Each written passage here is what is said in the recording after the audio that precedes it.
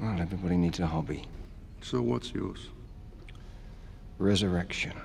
Perhaps reappraisal would have been a more apt word, but there's no doubting that many elements of the 007 series have received resurrection as a result of re-evaluation over the years, and none more so than the Bond actors themselves. This never happened to the other fella. The most obvious example of this is, of course, George Lazenby in On Her Majesty's Secret Service, a film that received somewhat lukewarm critical and commercial success compared with the preceding films upon its release in 1969. George Lazenby is the new James Bond, and he doesn't fill Sean Connery's shoes, Aston Martin, or stretch pants. Lazenby, if not a spurious Bond, is merely a casual, pleasant, satisfactory replacement. Now, though, Lazenby's performance has been reappraised as one of the very best in the series, and the film itself is lauded as a gold standard Bond adventure, with No Time to Die even going so far as to make overt references to the themes of that film, both emotionally and musically, and not particularly subtly. We have all the time in the world. The same levels of reappraisal could also be applied to Timothy Dalton's entire tenure as Bond. When adjusted for inflation, his films rank as some of the lowest grossing in the series. Audiences en masse just didn't take to the guy, yet these days his take on Bond is rightly praised and hailed as way ahead of its time. Just speaking completely anecdotally, I became a Bond fan in the 90s, and my experience of the series, growing up, talking with my friends, reading articles, watching clip shows on TV, was that Majesty's was that one with the bloke whose name nobody can remember, and Dalton's films were generally considered kind of dour and miserable, and why would you want to watch a Bond film that isn't going to make you laugh every 90 seconds? The Craig era, being defined by its gritty, emotional rawness, helped those films to be reappraised by a wider audience, I'd say. I mean, it's a kind of, if you like this, then you'll love more of the same kind of thing. For the 60th anniversary year, the Bond films were played in cinemas for a handful of days each here in the UK, and when looking at the weekend box office figures, Majesty's and both of Dalton's films made it into the top 10, joining esteemed company like Casino Royale, Goldfinger, The Spy Who Loved Me, and GoldenEye. Meanwhile, down at the very bottom of the weekend box office figures for these re-releases, one actor's tenure dominates the bottom 6. Pierce Brosnan. As a 90s kid who still has Brosnan's face be the first to flash through his mind anytime anyone mentions the name James Bond, I found this kind of disappointing. Particularly as, in the Bond fandom in general, I do feel like there is a fair bit of negativity towards Brosnan's portrayal of the character and indeed his films. Obviously GoldenEye is still held up in incredibly high regard, but how come this goodwill doesn't extend to the rest of his tenure? Could it be that they're just not that memorable for a mass audience? Heck, even Brosnan himself can barely remember the order of his own films. What was the second one? Tomorrow Never Dies or The World Is Not Enough? I always get confused. I only remember GoldenEye. The rest was a blur. But I was one of those people contributing to the box office numbers of the Brosnan re-releases, and even I, when I paid for my ticket to see Die Another Day in the cinema, had a moment of wondering, am I really about to do this? Do I genuinely not have anything better to do with my money? Like, burn it, for instance, than pay to see this awful film. But something magical happened. From as soon as the lights dimmed, I was completely transported back 20 years to 2002 when I was a young teen, so hyped to see his first new Bond film on the big screen, and I had an absolute blast with it, and dare I say, I might even now cite it as being Brosnan's best performance as James Bond in his quadrilogy of films. I came out of the cinema having had fun. I really enjoyed my evening with this silly film, and I'll tell you, it felt like such a breath of fresh air after some of what I may consider to be the emotional overload of the Daniel Craig era. And don't get me wrong, I of course admire elements of the Craig era for what they are, and Casino Royale and Skyfall are a couple of my favourite films in the entire series, but Hot Fuzz director Edgar Wright has a theory about Bond. The Bonds have got to be like dark chocolate, milk chocolate, and I think you've got to alternate. I very much agree with Wright on this theory, and I feel like we're due a milk chocolate Bond again. Hell, I'll take the sweetest chocolate they have, but if that happens, could it mean that we're on the cusp of a Brosnan reappraisal, similar to what both Lazenby and Dalton had? Hope springs eternal. I, for one, think he deserves a heck of a lot more credit. I mean, by the time GoldenEye was released in 1995, there had been a 6-year hiatus in James Bond films, which back then was considered a long time between Bond films. Now I guess it's just the average. But particularly coming off of License to Kill's relatively lukewarm reception with the general public, GoldenEye was a true make-or-break Bond film that come along every now and then in the series' history, where if that film and that actor didn't take, the series could have been toast. But the public took to Brosnan so much that if we're going by box office numbers, his popularity only increased over his years. I mean, well, okay, fine, I'll concede that Tomorrow Never Dies made less money than GoldenEye, but that film came out on the same day as Titanic, so I think I'll cut it some slack. My broader point is, though, Brosnan is the only Bond to truly go out on a box office all-time high. No other Bond thus far has had their final Bond also be their biggest moneymaker, and that surely says a lot about Brosnan's popularity at the time. A common observation of Brosnan's Bond portrayals is that he straddles a lot of the various elements that made his predecessors so popular. Some define this as a criticism, you know, jack of all trades, master of none, that kind of thing, and that's fine. This stuff is totally subjective, and what works for one fan might not work for another, but for me, Brosnan's role as Bond represents a perfect balancing of all the things that you'd want from a Bond, the cool, the swagger, the humor, and yet he still has that emotional anchor that grounds him, that makes him feel human and relatable, which is no mean feat, as the actor himself articulates. For me, the challenge was always trying to make him real for myself, without the interference of Connery over here or Moore, and trying to please everyone.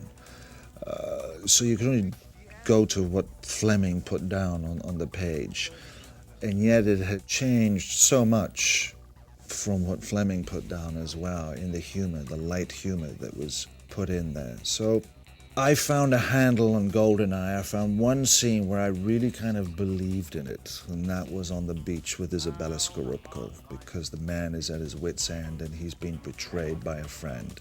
And that was an emotional hook for me. And when I found that in the middle of the text, I kind of hung on to it throughout. And that's what I try to do, because it's so hard to believe in it at times. It's you know, this whole idea of getting, you know, mean and tough and sadistic in this crazy fantasy world is ridiculous.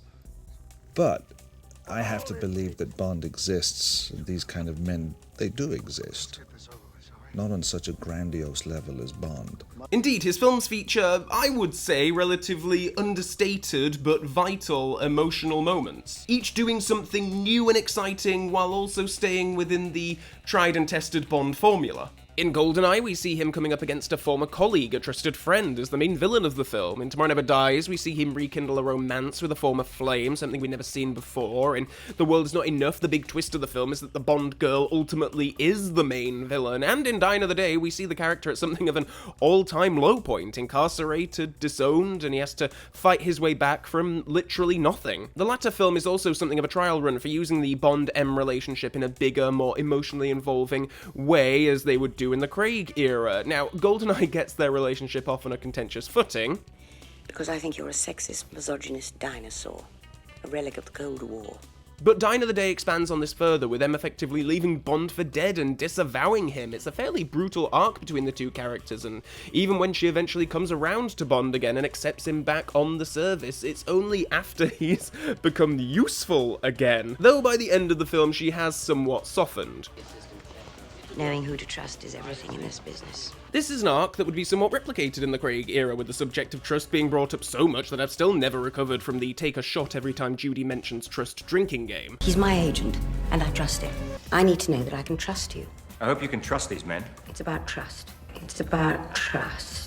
Despite the more emotional elements of his stories, Brosnan's era never lost sight of just the pure, outlandish fun that you want from a Bond adventure. Like, I think back to when I was a kid watching this guy and he just looked so cool and like he was having such an amazing time. I mean, he had the suits, the cars, the gadgets, the swagger. He'd be fawned over, but not in a Tex Avery cartoon way like in the Connery and Moore eras. As a kid, the guy was just this completely aspirational hero character to me, and I know many people of my generation who feel the same. Brosnan made you want to be James Bond. Nostalgia is obviously a huge part in a Bond's status in the public mind. Of course it is. I mean, around the time of the 40th anniversary of the series, I remember there were so many articles and books and TV shows where Goldfinger was always praised as being the very best in the series, and a lot of the talking heads you'd see on these shows and authors you'd read, they'd all have similar stories. A story that Brosnan himself shares. As a boy in 1964, when I left Ireland, it was the first film I ever saw. It was magic. It was